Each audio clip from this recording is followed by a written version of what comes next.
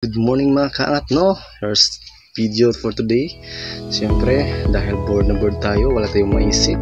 Dahil may napanood tayo sa TikTok, so gagayahin natin. So ano pang hinihintay natin? Let's go! So una, siyempre, kailangan muna natin ng itlog.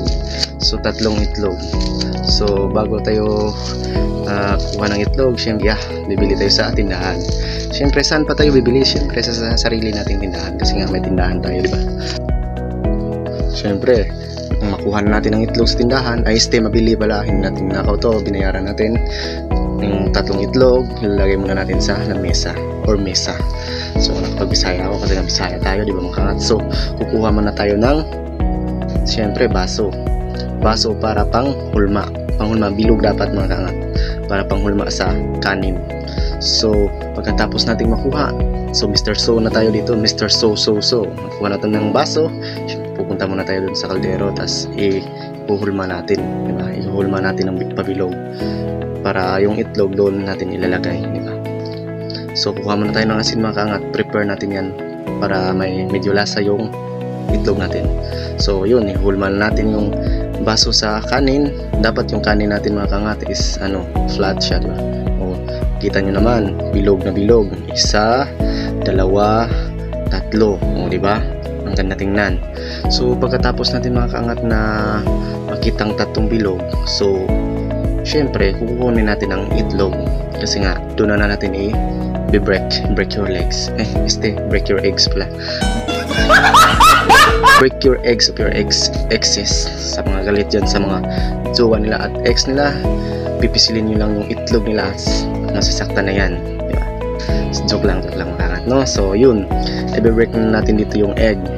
Pagkatapos natin i-break yung egg isa-isa, ilalagay muna natin ang asin para may pangpalasa. So kapan muna natin, hintayin muna natin ng 10 minutes, diba? Kailangan muna 10 minutes makangat para pagkuha natin sa egg is bilog na bilog talaga, perfect talaga, diba? So yun, maghintay na nga tayo ng 10 minutes. So bubuksan na natin, titingnan na natin ang resulta. Ito yung pinaka-interesting part. Ay, hindi pala. Ito yung mga isa sa interesting part, yung resulta. Yung resulta.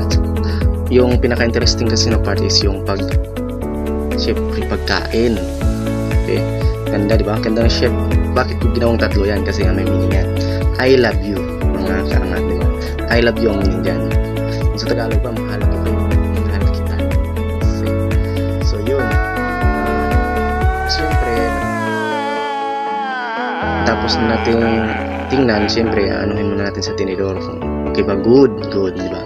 So, pagkatapos nating sa tinidor, mati-check, takpan natin, kuha tayo ng, kunin natin, siyempre, kung wala tayong sandok, kuha tayo ng kutsara. Kasi pag tinidor yung ginagamit natin, baka so, ito na yun. This is it. O, diba? Kutsara gamit ko yan. Ang ganda talaga ng shit, mga kangat. Bilog na bilog. Bilog ang mundo. Anong malay mo? May tuwa ka ba? Ay, sorry. Ito na yun.